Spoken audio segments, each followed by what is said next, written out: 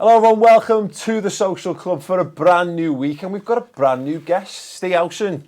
Joins. This is your first time on Social Club, isn't it? You've been here before, but I don't think you've been on. I think Social Club, this is a new one, I think. Indeed. So obviously from Full Time Devils and of course your own stuff as well. Ped's here because why would you not have Ped here if you had the choice? I practically live here. Practically. I practically do. Yeah. Baz is swanning off in the States and I have to keep it up. It's true. Genuinely, if there were showers in this place, I think... I want showers in here because it's so fucking hot that I feel like I need showers. You've layered up though, so it's you've only yourself to blame. So we're going to talk Arsenal now. I made a point last week of saying that we on this show we've given Arsenal a bit of a kicking over the last ever.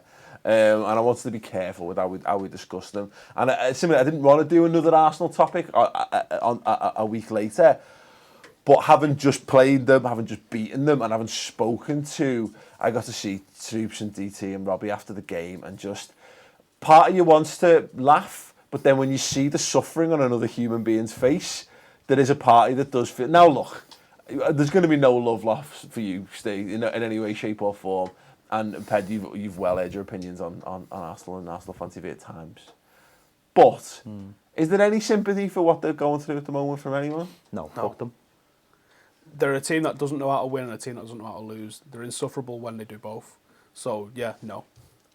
Genuinely. The problem I think they've got, and why we put the title of it is Wenger Out Inevitable, that it's a tough situation because when you're looking as a neutral, relatively speaking, of course, from the outside, Ped, I think, for me anyway, the second I saw Wenger sign the new contract, I didn't think this is going to unify everyone. And when they signed Lacazette, I didn't think this is going to be the guy that fixes all the problems, because I don't think their problems can be solved by buying players. You remember when DT and Troops and all them colourful characters said, well, if you signed a new contract, we'll get to behind them. Well, what a load of bollocks that was. Absolute nonsense. We've been talking about it for ages, and the reason it's so obvious what needs to happen. Arsene Wenger just needs to leave that club. Yeah. But, and I've said this before and I'll say it again, it's not his fault. Yeah. The club is rudderless. It doesn't have a leader in the club, whether that be an owner or a chief executive or even a director of football. Yeah. It has none of those things. So Arsene Wenger, in effect, is all of those things. Yeah. And until the club, the fans of the club start realising that and start pushing forward and maybe trying to voice out to Kroenke or whoever, then nothing's ever going to change. If you allow a manager who is shit to dictate his own future, then what's the point? Here's the thing, though, but this is the problem I think with Wenger, is that, again, let's take our banter hats off for a minute. Wenger's a good manager, and he has been a good manager. And you know the brand of football that he created and he brought in with Arsenal. Over the years, Arsenal have played some of the best football the league's seen. They've had some of the best players the league's seen. But it feels to me like a lot of diminishing returns. And it has looked that way, especially over the last couple of years. So that, as I say, it just feels like this was always gonna happen. You would have expected them to have kicked on in this transitional period that every one of the top clubs is experiencing. They're the only team that have had any sort of stability and consistency. And in that time, they've won a couple of FA Cups, and that is it. So you can, on one hand, you can totally appreciate the frustration of the fans, but on the other hand, you say to the fans, look, this is the greatest manager your club's ever seen. Where's the respect? And I know I'm not experiencing that from their point of view, and everyone was like, look how United fans reacted under Moyes. Moyes failed with us. He didn't have a period of success and then start to diminish. I agree that you've got to do something, but while the guy's there, he's clearly dictating his own future. Yeah. And moaning about it week in, week out isn't going to fix it. Yeah. You've been moaning about it for years. He's still there. Yeah. So it's got to be frustrating because there is nothing you can do. And we had Rennie Mullenstein on Full Time Devils today, and he was talking about counter-attacks at United because we've just sort of seen that back at United. And he mentioned the counter-attacks against Arsenal. He was talking about inviting pressure on. And he said, when we went to Arsenal and those brutal counter-attacks we saw with Rooney and Ronaldo, he said we set those up because we knew the way Wenger was going to play. This was 10 years ago. Yeah. Nothing has changed. He doesn't have a plan B. He doesn't have another way that he can play football. And Mullenstein said, me and Fergie knew that he was going to play a certain way, and we knew that if we reacted in a certain way, you can beat him. So if people are saying from 10 years ago, this was happening, and he's not evolving as a manager, then yeah, you have to put some blame on him. But I think there's also got to be an element of respect for a manager that's won you the league. Well, this is the thing. I think the respect thing's important, because I think all three of us were probably, as football clubs go, I think it's probably quite a rare thing in footy these days. You know, if we had Chelsea fans on, I don't think they'd be able to relate as much per se. But you know, you had Moyes for a long time. You had that period of stability. Obviously, Alex Ferguson, you know, goes without saying. And although they've put up chopped and changed a few times in recent years, I think it's still at the core of Liverpool. The desire's there to have legacies, isn't it? It's not to be a new... It's not Real Madrid and Chelsea, which is 11 months later. Yeah, exactly. So can you appreciate... I mean, I think there's got to be an appreciation to some extent, Ped, of giving him time. But the thing is, it does feel like it's been when does that... Yeah, but that's the point, isn't it? When does that run out? You know, and it has run out, and it's gone past its sell-by date, you know, and that's the unfortunate bit. You want to give him respect. And this is why I always refer to the owners, because they're the ones ultimately who are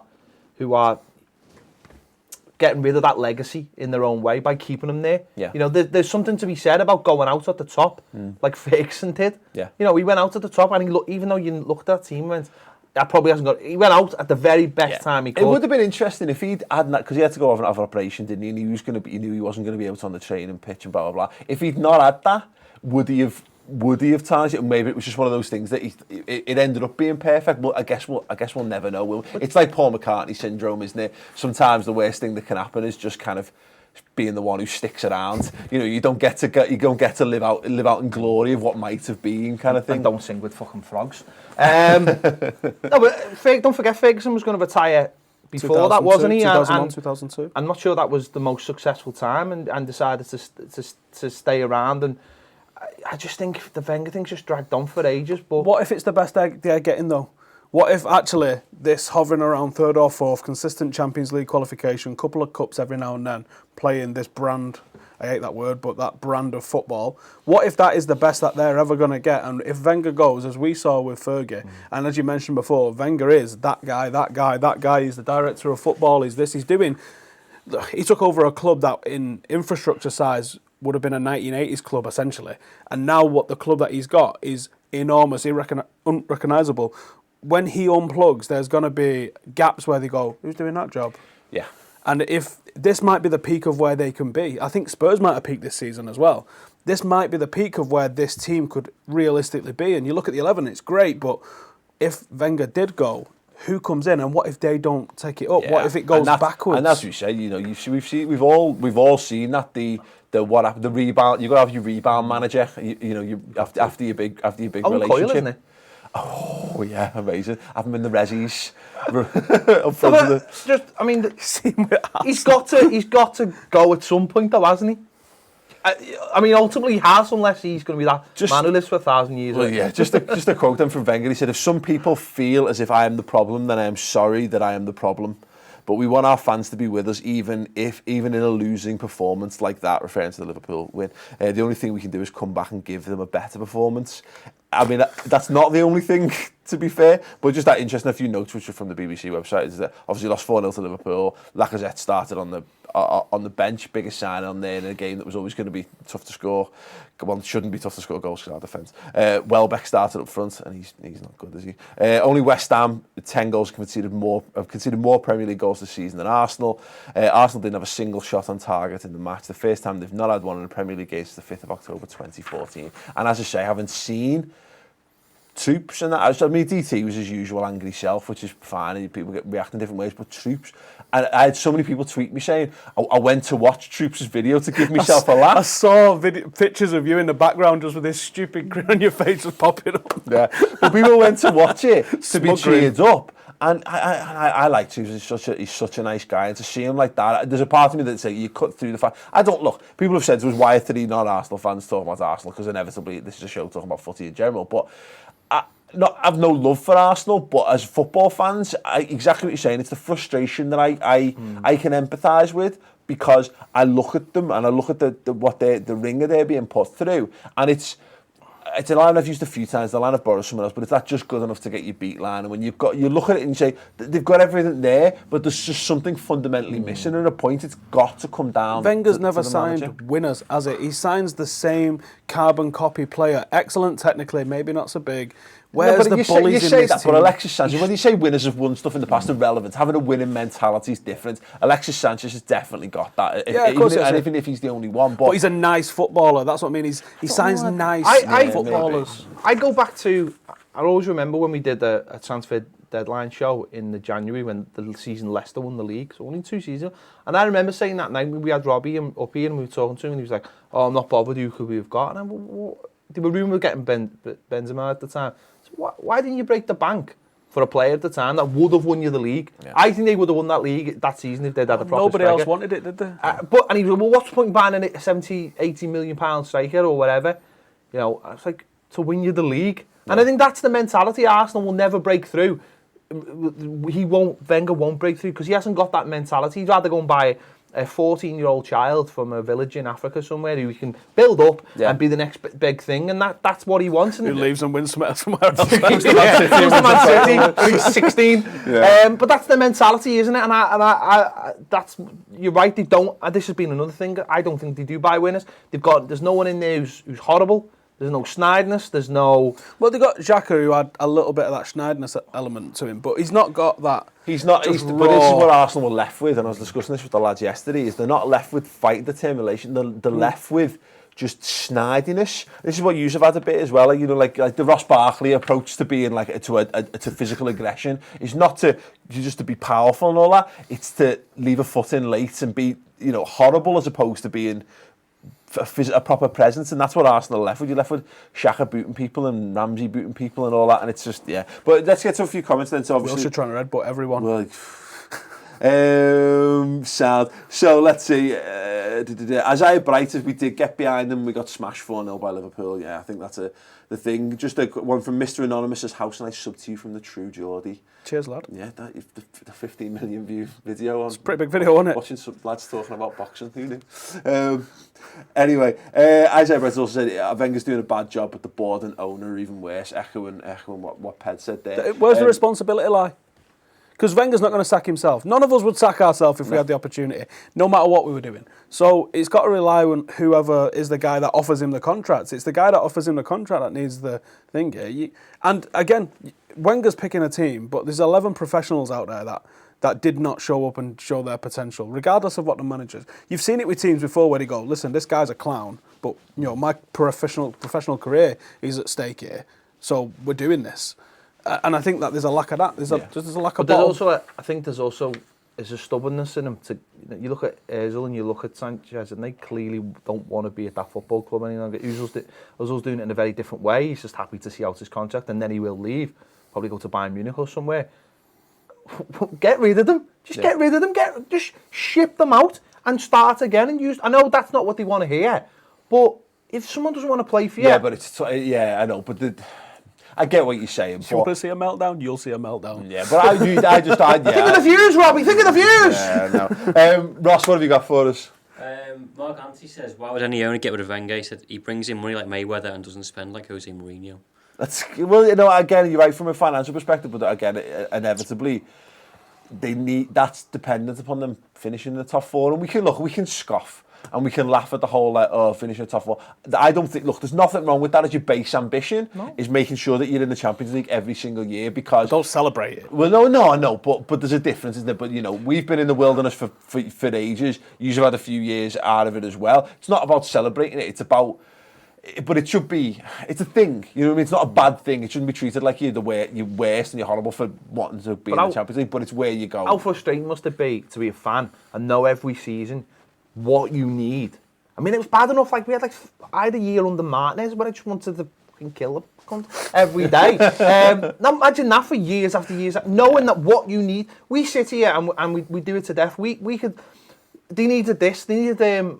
Mustafi at the back. No, they're getting rid of him. Yeah. So, make your mind up what you want and stick to it. And No, but I think that's the problem. Is he has. And he decided 20 years ago how he wants to do it, and he's not moved out with the times. We said, and this is the thing, we're just degenerating, I think, into just flag in every single aspect of the club. And again, it's not no, but it's not right because there's definitely an issue that needs to be sorted there. But I mean, it's a shame that the Wenger topic's the issue though, because there's a football analysis to be had about Arsenal's games, which gets ignored, and it just becomes this circus about should Wenger stay or go, and no one talks about the actual football that's happening on the pitch. Yeah. That's true. Just quickly, I'll ask you guys and I'll ask people watching, what next? If Wenger needs to go, what do the fans need to do to make this happen? And can they make it happen? Because we've seen already, they did those protests last season, completely ignored by all accounts. 2-year contract. 2-year contract in response to fans protesting. It's crazy. So, any suggestions? Where do you go? Because playing banners aren't. I hate protesting. I hate playing banners. I hate all of that. I think fans probably do have some sort of say. I just don't agree with it. I don't agree with that. When you go to the stadium, the reason that you're there is to support the lads. Support the lads. And I think anything that you do in terms of protest takes away from that. Is it just about people voting with their feet? Then, Ped, just stop going the games. Unfortunately, Arsenal in a position now where they are a touristy club and also a middle-class club. And those two things will mean that there will not be any... That stadium's going to be full regardless. Exactly. There will not be protests. I sort of agree in terms of don't protest when they're playing, but do something after the match. I mean, I love a good protest. That's just me. But this is the inner socialist. Yeah, it's just a socialist to me. But I think you have to make your voice heard. But unfortunately, it's not even the Wenger in. There's just far too many Arsenal fans who are just like, I'm here to watch a game of football, like I'm going to the theatre. And I know it's been said before, and unfortunately that stadium will always be full. So no effect. Those Arsenal fans, they won't create any effect by what they do, unfortunately. I agree with the in-game stuff, and I agree with the playing banner stuff. There's nothing worse in modern footy than playing banners. Because it gets reported as the whole fan base wanted this, and you're like, no, I didn't throw a quid in for that fucking banner. Exactly, yeah, we've seen that all the time. And then when someone does one in return, which is just as bad, no, that never gets reported because no one reports. Managers stay playing banner because where's the clicks in that? We had one that said thank you, Bill. I didn't pay for that. Yeah. There was one a couple of years ago at Old Trafford that like a group of 8 people decided, come home Ronaldo. And you're like, just stop with the planes, leave it. But I agree. They'll protest before and after, outside, or simply don't turn up to the game. Because that's inevitably what tends to happen, is that you start to look at people just stop going the game and it's flat and that's the only thing that owners can start to respond to because they can physically see that. Although I would agree with one that said thank you, Bill, for Blood Brothers. It's a marvellous presentation. If you've ever seen it, it's a wonderful thing. So let me see. Aidan Coleman says, he says, we can't make it happen. The club is a mess. And it's from the top to the bottom. Yeah. Ross, any more before we wrap up? Yeah, someone's asking Ped if you think Everton will finish above Arsenal. If we get Giroud, but I doubt they'll give us Giroud because then we'd finish above Arsenal. There you so go. That might be the only bit of good management that'll come out of Arsenal. Do need a striker, I think. We solid apart from a striker, I think. Yeah, absolutely. Does help if you can score. So we're going to be doing the next live stream is going to be going on in about 15 minutes or 20 minutes time or so. We're going to be discussing whether Lukaku's the sign of the summer, and if not, who else of the players that have moved so far this summer should be in contention for that. Obviously, you can come in and interact. Thanks very much for watching. Subscribe to Stay Elson's channel. Subscribe to Toffee TV. Subscribe to Mates TV. And we've finally broken 60,000 there on the Ball Street channel. So join the revolution on the ride to 100k and subscribe to there as well. Thanks for watching. Ta-ra.